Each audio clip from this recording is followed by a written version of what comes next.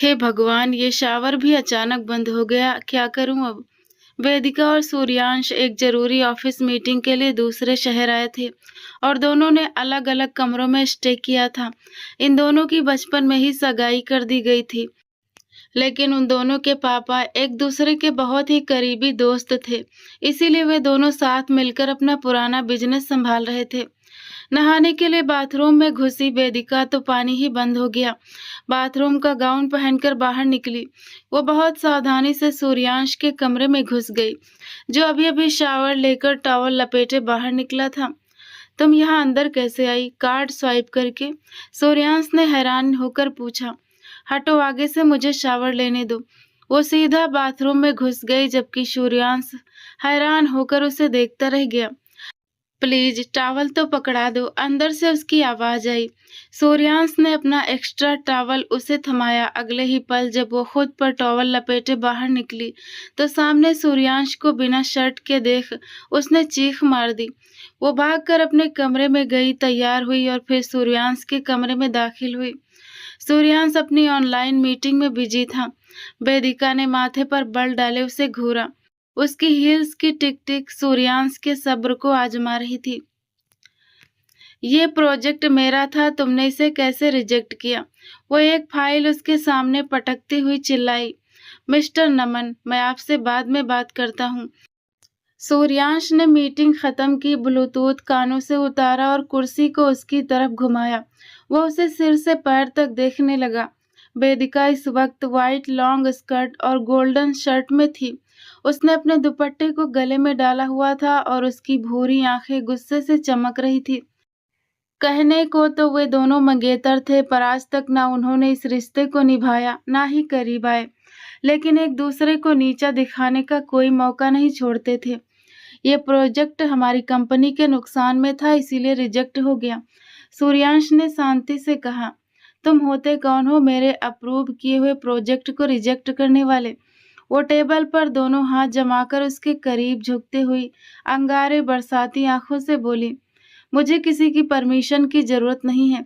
इस बिजनेस के फायदे नुकसान को ध्यान में रखकर ही मैं फैसले लेता हूँ, समझी तुम? इस बार सूर्यांश भी भड़क गया। देखती हूँ कब तक। जितने तुम्हारे शेयर्स हैं इस कंपनी में, उतने ही मेरे भी हैं। हम बराबर के पार्टनर हैं, अंडरस्टैंड?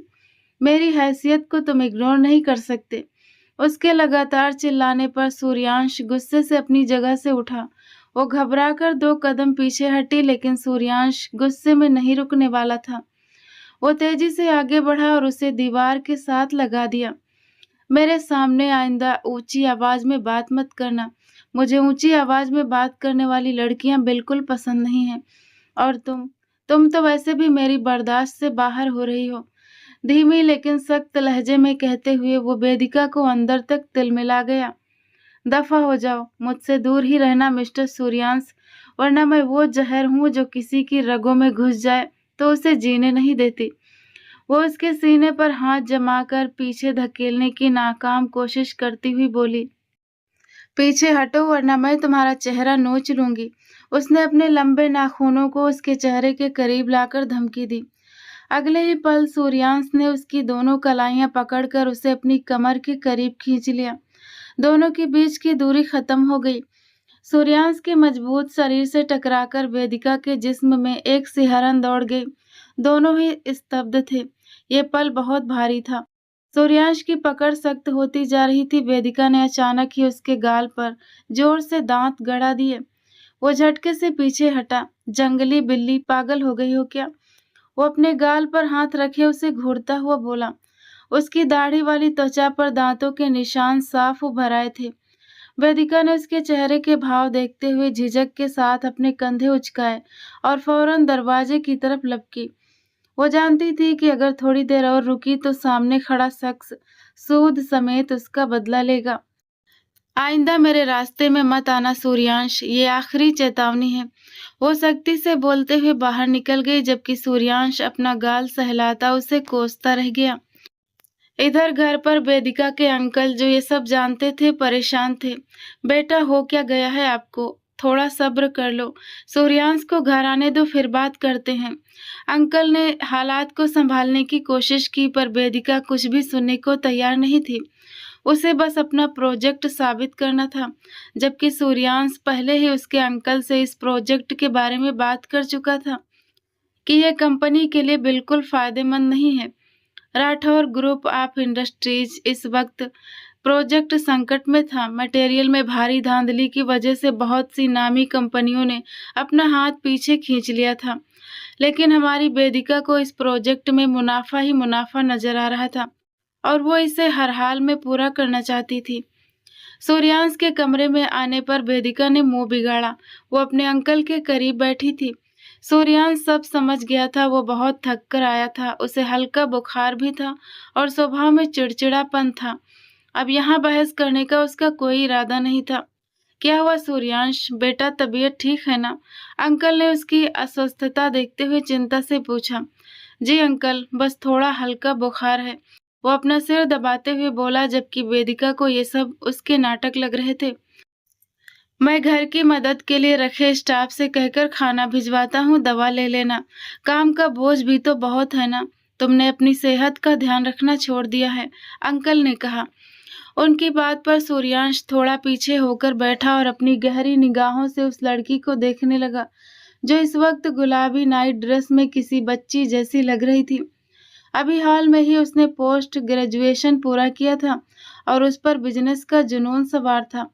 सूर्यांश के हिसाब से उसे बिजनेस की एबीसी भी नहीं आती थी, बस उसे सूर्यांश को किसी तरह नीचा दिखाना था।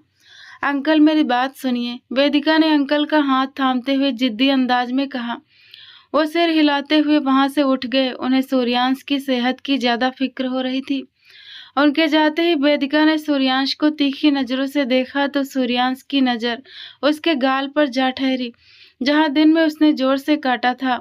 वो जगह अभी भी लाल थी। न जाने क्यों वेदिका की पलकें झुक गई और दिल में एक अजीब सी हलचल हुई। सूर्यांश उसकी हर हरकत नोट कर रहा था और जिस अंदाज में वो उसे देख रहा था, वेदिका को उलझन होने लगी। आज से पहले उसने कभी इतने गौर से नहीं देखा था। क्या है, आंखें फाड़कर क्यों देख रहे हो? सूर्यांश की निगाहें उसके चेहरे पर जमी थी। वो खुद को संभालते हुए दूसरी तरफ देखने लगा। सोफे से अपना कोट उठाकर वो उठा ही था कि उसे चक्कर सा आ गया।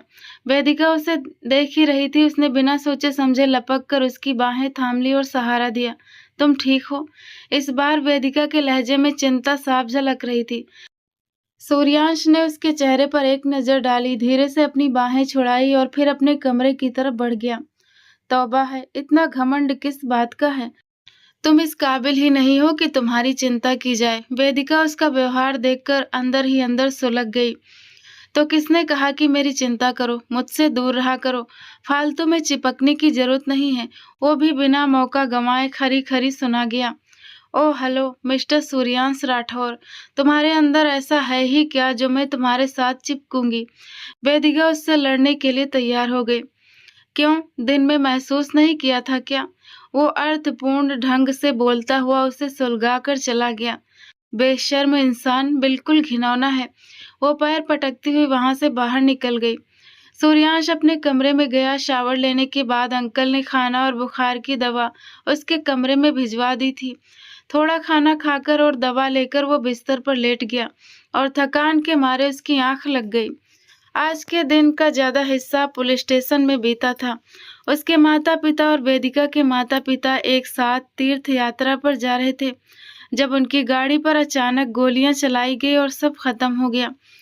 उस हादसे को 3 साल गुजर गए थे, पर अभी तक ये सुराग नहीं मिला था कि वो सब किसने करवाया। एक गहरा राज था जिस तक सूर्यांश को पहुंचना था। इन सब में उसका दोस्त पुलिस अधिकारी स्वराज खन्ना उसकी बहुत मदद कर रहा था।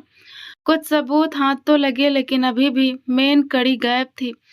जिस गाड़ी से फायरिंग की गई थी पुलिस ने उसे ढूंढ लिया था, लेकिन वो गाड़ी चोरी की निकली। सीसीटीवी फुटेज से पता चला कि 3 चेहरे ढके हुए हमलावरों ने गाड़ी पर अंधाधुंध गोलियां बरसाई। सूर्यांश ने अपना सिर थाम लिया। उस गाड़ी पर 100 से ज्यादा गोलियां लगी थी। सूर्यांश की मां को एक गोली सीने और एक सिर पर लगी, जिससे उनकी मौके पर ही मौत हो गई। वेदिका की माँ को गोली दिल के पास लगी थी और अस्पताल पहुंचने से पहले ही उन्होंने दम तोड़ दिया।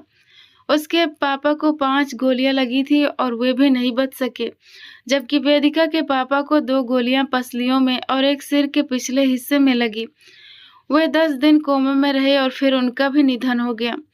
राठौर और खन्ना परिवार से एक साथ 4 अर्थियां निकली थी। सूर्यांश उन लम्हों को याद करता हुआ आज फिर तड़प उठा। वो कब्रिस्तान होकर आया था और काफी देर वहीं बैठा रहा। सूर्यांश उन चारों कब्रों को खाली निगाहों से देखता रहा। कमरे के दरवाजे पर किसी ने खटखटाया और अंकल अंदर दाखिल हुए। क्या बात है सूर्यांश, बेटा तबीयत ज्यादा खराब है तो डॉक्टर के पास चलते हैं। वे अभी भी उसके लिए चिंतित थे। नहीं अंकल, मैंने दवा ले ली है, अब आराम करूंगा तो ठीक हो जाऊंगा, उसने उन्हें तसल्ली देते हुए कहा। फिर भी उसे आराम करने की सलाह देकर वे वहां से चले गए।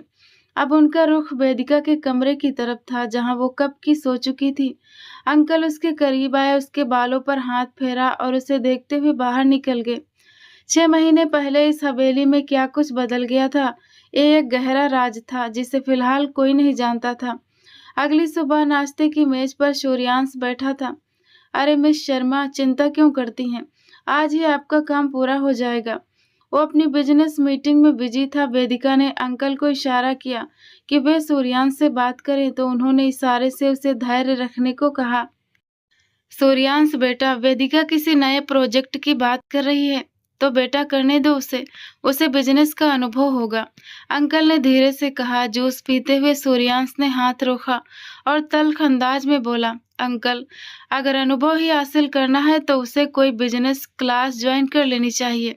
मैं पुराने बिजनेस को उसके कच्चे अनुभवों की भेंट नहीं चढ़ा सकता। ये सुनकर वेदिका का पारा चढ़ गया। उसे जैसे खुद तो बिजनेस में डिग्री होल्डर है ना। मैं भी हूँ, लेकिन इतनी समझ तो है कि कंपनी का अच्छा बुरा समझ सकूं। वो भी सख्त लहजे में बोली, हाँ बस तुम्हें कंपनी की चिंता है, हमारा तो मिशन ही कंपनी को बर्बाद करना है ना।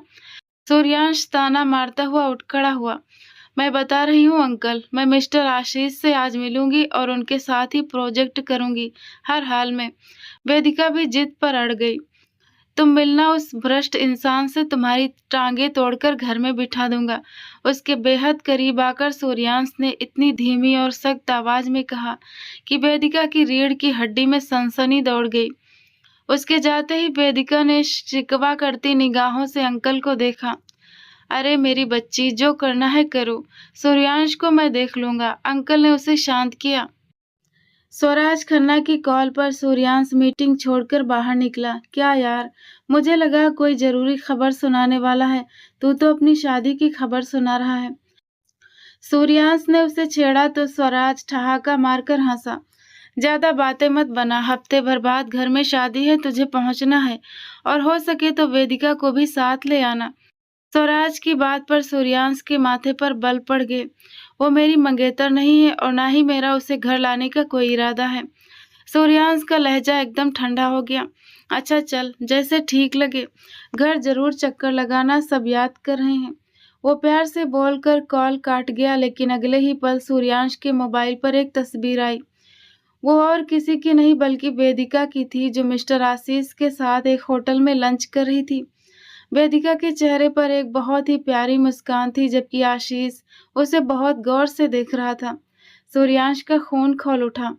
ये बाज नहीं आएगी, अब इसे अपनी भाषा में समझाना पड़ेगा। वो तुरंत गाड़ी की चाबियां लेकर बाहर निकला। होटल में, ओ मिस्टर आशीष, आप सूर्यांश की चिंता ना करें, उसे मैं संभालूंगी। आप ये बताएं साइन कहाँ करना है? वेदिका ने फाइल देखी। अभी वो साइन करने ही वाली थी कि अचानक किसी ने उसके हाथ से पेन छीन लिया। आपकी हिम्मत कैसे हुई? वो गुस्से से खड़ी हुई और सामने खड़े शख्स को देखते ही पत्थर की तरह जम गई। सूर्यांश उसे घूर रहा था। सूर्यांश ने पेन को तोड़कर गुस्से में टेबल पर पटक दिया। तुम ये सब बंद करो। आवाज नीचे। सूर्यांश उसके बहुत करीब आकर दहाड़ा तो वेदिका डर के मारे कांप गई। मिस्टर सूर्यांश, आप गलत कर रहे हैं। सूर्यांश ने वेदिका की कलाई को सख्ती से दबोचा और पलटकर आशीष को एक खतरनाक नजर से देखा। आइंदा अगर अपनी खैर चाहते हो तो वेदिका से दूर रहना, वरना अपने पैरों पर चलने के काबिल नहीं रहोगे। और हाँ, इसे सिर्फ धमकी मत समझना। वो आशीष को चेतावनी देकर वेदिका को खींचते हुए बाहर ले आया। बाहर आते ही सूर्यांश ने उसे गाड़ी की अगली सीट पर धकेल दिया। उसका ये क्रूर अंदाज देखकर वेदिका सन्न रह गई। वेदिका का जी चाहा कि वो सूर्यांश का मुंह नोच ले। वो हमेशा उसके साथ ऐसा ही बर्ताव करता था। गाड़ी स्टार्ट करते ही उसने उसे पूरी रफ्तार में दौड़ाया। सूर्यांश, बस करो, क्या बदतमीजी है ये, गाड़ी रोको, वेदिका चिल्लाई। आवाज नीचे रखो, उसने उंगली उठाकर उसे चेतावनी दी। वो इस वक्त सख्त गुस्से में था। सूर्यांश उसे घर नहीं बल्कि शहर से बाहर एक पुराने बंगले पर ले आया था। वेदिका का दिल घबराकर धड़कने लगा। उतरो गाड़ी से, सूर्यांश ने हुक्म दिया। नहीं, मैं अंदर नहीं जाऊंगी, न जाने कौन सी जगह है ये। वेदिका डर के मारे कांप गई। तुम उतर कर खुद अंदर चलोगी या मैं तुम्हें जबरदस्ती ले जाऊं? मेरा तुम्हें ले जाना तुम्हें बिल्कुल अच्छा नहीं लगेगा।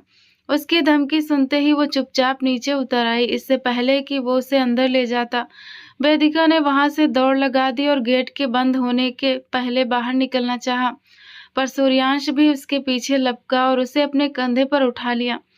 वो बस हाथ पैर मारती ही रह गई।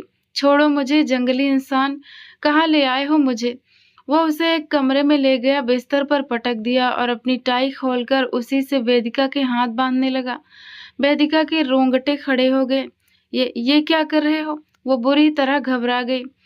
तुम्हें तुम्हारी औकात बता रहा हूँ। सूर्यांश ने अपनी शर्ट के बटन खोल दिए। वेदिका का डर के मारे रंग उड़ गया। देखो सूर्यांश, करीब मत आना वरना मैं अंकल से तुम्हारी शिकायत करूंगी। तुम्हें लगता है कि मैं तुम्हारी इन खोखली धमकियों से डर जाऊंगा?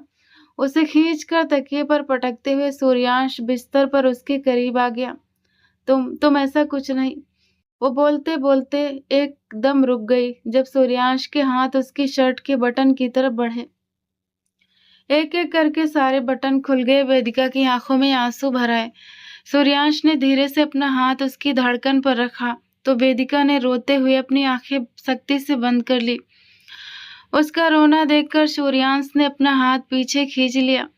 ये मेरी तुम्हें आखिरी चेतावनी है वेदिका। आज के बाद अगर मैंने तुम्हें उस घिनौने इंसान से मिलते देखा तो मेरी कसम मैं तुम्हें इस दुनिया से दूर कर दूंगा। फिर बिजनेस तो दूर, तुम कुछ भी करने के काबिल नहीं रहोगी। वो कठोर अंदाज में कहता हुआ पीछे हटा, उसके हाथ खोले और अपनी शर्ट ठीक करता हुआ बाथरूम में चला गया। वेदिका ने तुरंत उठकर अपनी शर्ट के बटन बंद किए। आंसू थे कि बहते जा रहे थे। मिस्टर सूर्यांश, तुम देखना अब कैसे तुमसे बदला लेती हूँ मैं। मुझे मजबूर करने का ख्वाब देख रहे हो, तुम्हारा ये ख्वाब कभी पूरा नहीं होने दूंगी। वो आंसू पोंछते हुए मन में नफरत का तूफान लिए बैठी थी। दूसरी तरफ सूर्यांश पानी के नीचे आंखें बंद किए खड़ा था। वो जानता था कि वो वेदिका के साथ ज्यादती कर गया। वो थोड़ा सख्त हो गया था, पर उसकी जिद ने उसे मजबूर कर दिया था। जब वो बाहर निकला तो वेदिका वहां नहीं थी। वो जानता था कि वो जा चुकी होगी, पर जैसे ही वो आगे बढ़ा, अचानक वेदिका के पास रखा एक भारी शोपीस उठाकर उसके सिर पर दे मारा। सूर्यांश का सिर घूम गया। खून की लकीरें उसके माथे से बहकर गर्दन तक आने लगी। मुझे अपनी मर्जी से चलाने की कोशिश करोगी? अगर आइंदा मुझे छूने की कोशिश की तो मैं तुम्हारी जान ले लूंगी। वो एक बार फिर वार करने के लिए आगे बढ़ी तो सूर्यांश ने उसके हाथ से वो चीज छीनकर दूर फेंक दी और उसे जोर से दीवार के साथ धकेल दिया। वेदिका की कमर बुरी तरह दुख गई। सूर्यांश, मैं कसम खाती हूँ अगर तुमने मेरे साथ कुछ भी गलत किया तो मैं अपनी जान दे दूंगी और मेरी मौत के जिम्मेदार तुम होंगे। वो उसकी आंखों में आंखें डालकर चेतावनी दे रही थी। सूर्यांश ने उसे एक तरफ धक्का दिया। तुम अगर दुनिया की आखिरी लड़की भी हुई तो भी सूर्यांश राठौर तुम्हारी शक्ल नहीं देखेगा। तुम हो क्या जो मैं तुम्हारे करीब आऊंगा? सूर्यांश की बात सुनकर वेदिका सुलग उठी। मुझे भी कोई शौक नहीं है कि तुम मेरे करीब आओ। आइंदा मेरे पास आने की कभी कोशिश मत करना, समझे? वो उसे चेतावनी देती हुई कमरे से बाहर निकल गई। सूर्यांश अपना सिर थामे वहीं बैठ गया। उसका जी चाह रहा था कि सब खत्म कर दे, पर अब बस, अब वो उसकी शक्ल भी नहीं देखेगा। वो अंकल से कहकर तलाक के कागज तैयार करवाएगा और उसे अपनी जिंदगी से हमेशा के लिए निकाल देगा। वो इस वक्त जिस मानसिक स्थिति में था उसमें वो वेदिका को छोड़ने तक का इरादा कर चुका था। एक हफ्ता बहुत तेजी से गुजरा, दोनों के बीच बातचीत तकरीबन बंद हो गई थी। वेदिका ज्यादा घर में ही रहने लगी, जबकि सूर्यांश अपने दोस्त स्वराज की शादी की तैयारियों में बिजी था। इस एक हफ्ते में कुछ और हो ना हो, उसे कुछ अजीब सा महसूस हो रहा था। अंकल का व्यवहार वेदिका को बहुत अजीब लग रहा था। जब भी वे उसके करीब बैठते या कंधे को छूते तो वेदिका को उनका स्पर्श बिल्कुल अच्छा नहीं लगता था। वो उनसे दूर होने की कोशिश करती, लेकिन वे बार-बार उसके करीब आने की कोशिश करते। वेदिका खुद को समझाती कि वे उसके पापा के पुराने दोस्त हैं, लेकिन एक लड़की होने के नाते वो उनकी आंखों में छिपी अजीब-सी चमक और उनके छूने के तरीके को समझ पा रही थी। आज तो हद ही हो गई। बात करते-करते अचानक अंकल ने वेदिका की जांघ पर हाथ रखा और जोर से दबाया। वेदिका बिजली के झटके की तरह उनसे दूर हटी। क्या हुआ मेरे बच्चे? मैंने तो बस प्यार से हाथ रखा है। इतना मजाक और प्यार तो चलता ही है। वह उठकर उसके और करीब आए तो वेदिका 2 कदम पीछे हट गई। मुझे बहुत नींद आ रही है, मैं सोने जा रही हूँ। वो वहां से भागकर अपने कमरे में गई और दरवाजा अंदर से बंद कर लिया। वो अपनी जांघ को देखने लगी। उसे ऐसा महसूस हो रहा था जैसे वहां किसी ने गर्म सलाख छू दी हो। वो फौरन बाथरूम में गई और उसे रगड़-रगड़ कर धोने लगी। उसकी आंखों से आंसू बहने लगे। उसका दिल कहता कि अंकल ऐसे नहीं हो सकते। वे तो अभिभावक जैसे हैं, लेकिन उसका मन कुछ और ही इशारा कर रहा था। वो नहाकर बाहर आई ही थी कि दरवाजे पर दस्तक हुई। वेदिका का दिल डर से धड़कने लगा, पर उसने हिम्मत करके दरवाजा खोला। सामने अंकल थे, हाथ में खाने की ट्रे लिए। बेटा, तुम बिना खाना खाए ही आ गई थी, इसीलिए तुम्हारे अंकल खुद तुम्हारे लिए खाना लाए हैं। आओ साथ बैठकर खाते हैं। नहीं, मुझे भूख नहीं है, आप वापस ले जाइए। वेदिका ने दरवाजा बंद करना चाहा, लेकिन अंकल ने अपना पैर दरवाजे के बीच में अड़ा दिया। मैं जो कह रहा हूँ वो सुनो, साथ बैठकर खाना है तो खाएंगे, चलो अंदर आओ। वह ट्रे लेकर कमरे में सोफे की तरफ बढ़ने लगे। वेदिका को उन्हें इस तरह बेझिझक अंदर आते देख डर लग गया और वो भागती हुई बाहर निकल गई। सीढ़ियां उतरते समय उसका पैर बुरी तरह फिसला। इससे पहले कि वो नीचे गिरती, सूर्यांश जो अभी अभी ऊपर आ रहा था, उसने फुर्ती से उसे अपनी बाहों में संभाल लिया। वेदिका सूर्यांश से बुरी तरह टकराई। काफी दिनों बाद वो उसके इतने करीब थी। वेदिका ने डर के मारे आंखें खोली। सूर्यांश को सामने देखकर उसकी आंखों में पहली बार राहत के आंसू थे। वो बेख्तियार उसके सीने से लिपट गई। सूर्यांश उसकी ऐसी हालत देखकर हैरान रह गया। अगले ही पल ऊपर सीढ़ियों पर अंकल खड़े दिखाई दिए। अरे सूर्यांश, तुम आ गए, बहुत अच्छा हुआ। आओ सब साथ मिलकर खाना खाते हैं। वह मुस्कुराकर बुला रहे थे, जबकि वेदिका सूर्यांश के सीने से चिपकी कांप रही थी। सूर्यांश उसकी हालत समझ नहीं पाया। वेदिका दूर हटो, उसने धीरे से कहा। वेदिका ने मना करते हुए सिर हिलाया और मजबूती से उसके सीने में छिप गई। सूर्यांश को अंकल के सामने बहुत अजीब लग रहा था। तुम दोनों अपने पल बाद में पूरे कर लेना, अभी अंदर आओ, मुझे बहुत भूख लगी है। अंकल तंज कसकर वहां से चले गए। सूर्यांश को उनके लहजे पर हैरानी हुई, पर उसने सिर झटक दिया। इससे पहले कि वो वेदिका को पीछे करता, वो खुद ही दूर हट गई। वो किसी बात से बुरी तरह खौफजदा थी, पर सूर्यांश समझ नहीं पाया। अगले दिन नाश्ते की मेज पर सूर्यांश शहर से बाहर जा रहा था। यही कोई 2-3 दिन का काम है, सूर्यांश ने बताया। मैं भी सूर्यांश के साथ जाऊंगी, वेदिका ने कड़े लहजे में कहा। तुम वहां जाकर क्या करोगी? सूर्यांश का लहजा सर्द और सपाट था। वही जो तुम करोगे। बिजनेस सिर्फ तुम्हारा नहीं है, मैं भी बराबर की हिस्सेदार हूँ। अब मैं तुम्हारे हर प्रोजेक्ट में साथ जाऊंगी। वेदिका ने अपनी बात पर जोर दिया। सूर्यांश उसे घूरने लगा। अंकल, आपने इसे बहुत सिर पर चढ़ा रखा है, पर मैं बता रहा हूँ, वहां इसने कोई भी गड़बड़ की तो मैं इसे वहीं छोड़ाऊंगा। सूर्यांश गुस्से में बाहर निकला। सफर के दौरान कार में सूर्यांश गाड़ी चला रहा था। वेदिका गानों की लिस्ट बदल रही थी, जिससे सूर्यांश चिढ़ रहा था। मुझे भूख लग रही है। कुछ देर बाद वेदिका ने ऑर्डर दिया। बस पहुंचने वाले हैं, वहीं होटल में डिनर कर लेना। नहीं, मुझे बर्गर खाना है, अभी इसी वक्त। उस दुकान पर गाड़ी रोको। वेदिका ने हाथ से इशारा किया। तुम्हारा दिमाग खराब है? मैं यहाँ मीटिंग के लिए आया हूँ, अपनी हद में रहो। सूर्यांश ने जैसे ही कार का मोड़ काटा, गाड़ी रुककर बंद हो गई। चुप रहो, अंदर ही बैठो, मैं गाड़ी चेक करता हूँ। सूर्यांश ने बोनट उठाया ही था कि उसके सिक्योरिटी गार्ड ने उसे घेर लिया। सर आप साइड पर हो जाए, हम देखते हैं। आप गाड़ी में जाकर बैठें। हेड गार्ड ने कहा। जब सूर्यांश वापस पैसेंजर सीट की तरफ आया तो वेदिका वहां नहीं थी। सूर्यांश का दिल धड़कना बंद हो गया। वेदिका, वेदिका, वो पागलों की तरह चिल्लाया। वो हर जगह उसे ढूंढने लगा। जब वो सामने से उसे आते हुए दिखाई दी तो उसके हाथ में 2 बर्गर थे और चेहरे पर एक अजीब सी बेपरवाह मुस्कान थी। वेदिका ने बर्गर का एक निवाला लिया और शांति से पैसेंजर सीट पर बैठ गई। सूर्यांश ने खुद पर बड़ी मुश्किल से काबू पाया। सिक्योरिटी गार्ड की मौजूदगी में वो इस वक्त कुछ नहीं कह सकता था। गाड़ी स्टार्ट करते ही उसने उसे पूरी रफ्तार में दौड़ाया। खाते खाते वेदिका के गले में निवाला अटक गया। वो बुरी तरह खांसने लगी।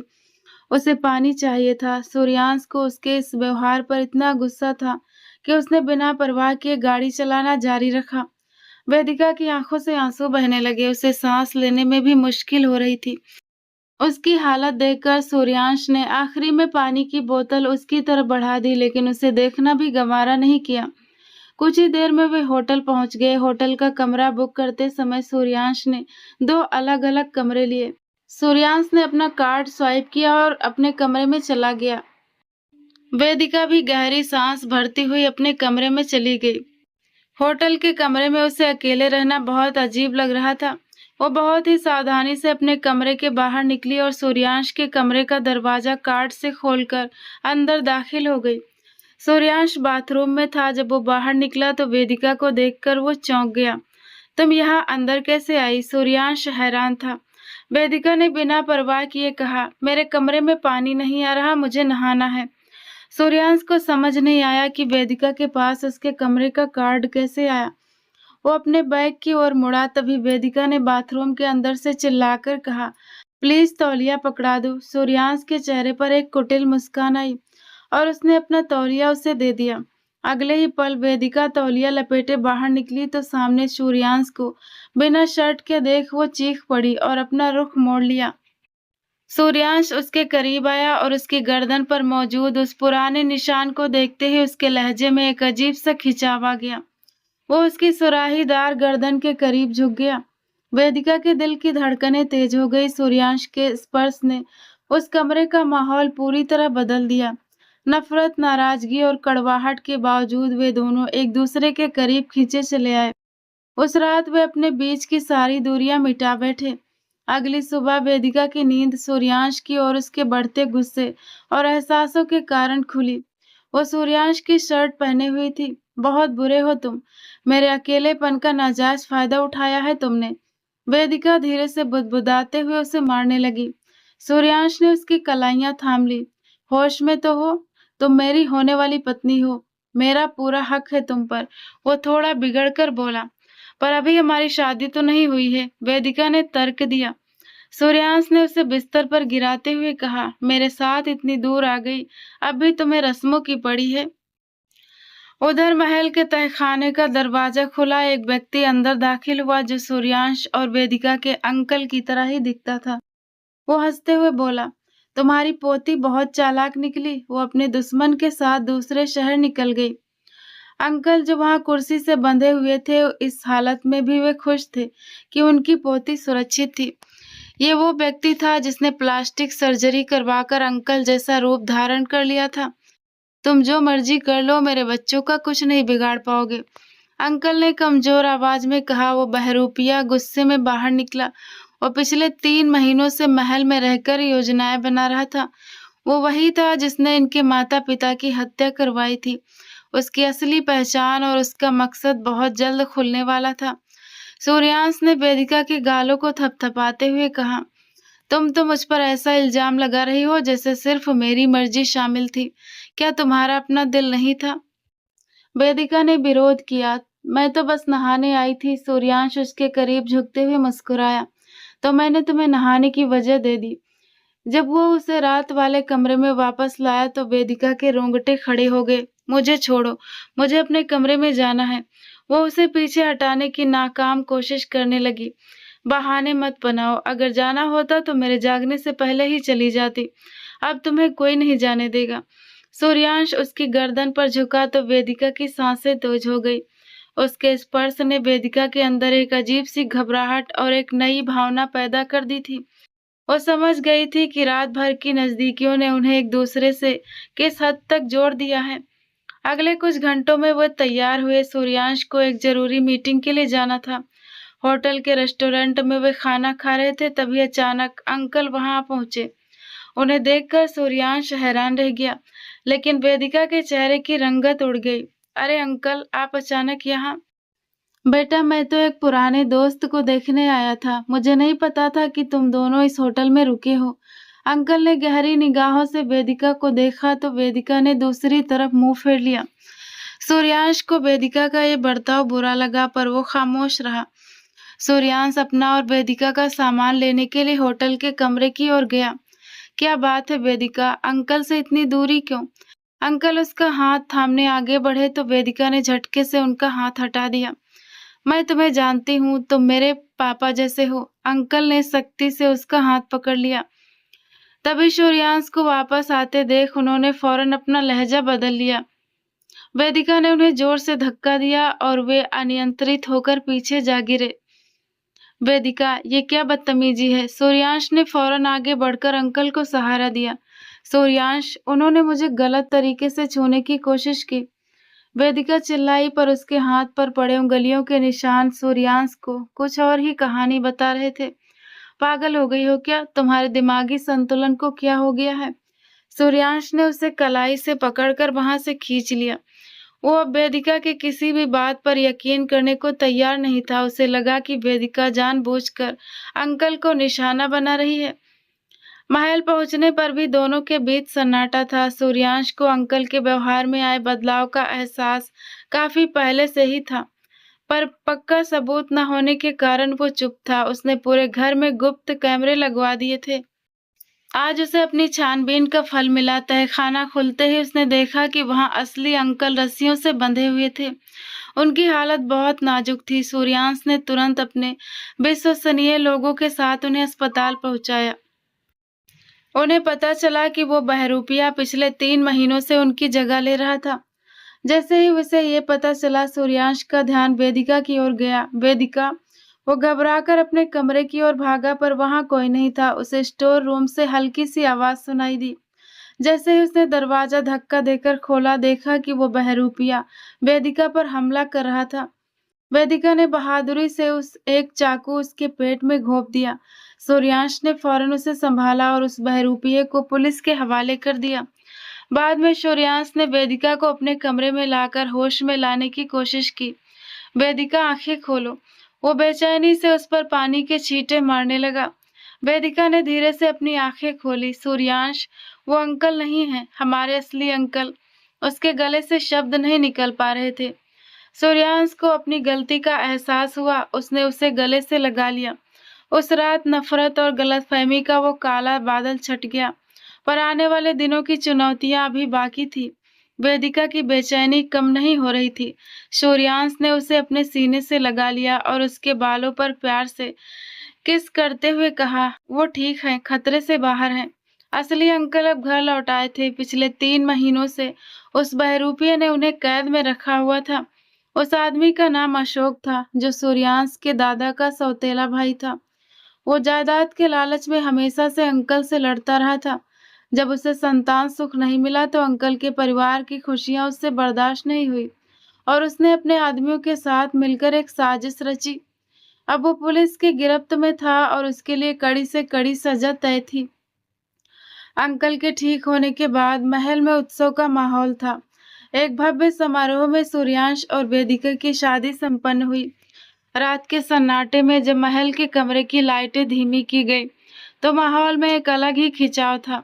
सूर्यांश ने झुककर वेदिका की गर्दन के पास अपने होंठ टिका दिए। उसकी हर सांस वेदिका के शरीर में एक सिहरन पैदा कर रही थी।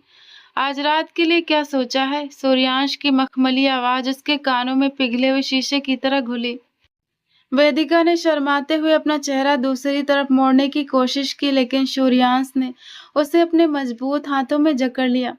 उसने वेदिका की शर्ट के बटन धीरे धीरे अपनी उंगलियों से खोले। कपड़े गिरने की आवाज उस शांत कमरे में गूंज उठी। सूर्यांश की नजरें वेदिका के हर एक अंग पर ऐसे ठहर रही थी जैसे वो कोई कीमती खजाना हो। उनका डार्क रोमांस अब चरम पर था। सूर्यांश ने अपने होठों से वेदिका की कोमल त्वचा पर निशान बनाने शुरू किए। वेदिका की सिसकियां कमरे की खामोशी को चीर रही थी। वो सूर्यांश के बालों में अपनी उंगलियां फंसाकर उसे और करीब खींच रही थी। सूर्यांश की जुनूनी शिद्दत उसे पूरी तरह निढाल कर रही थी। वो उसे अपनी रूह की गहराइयों में उतार लेना चाहता था।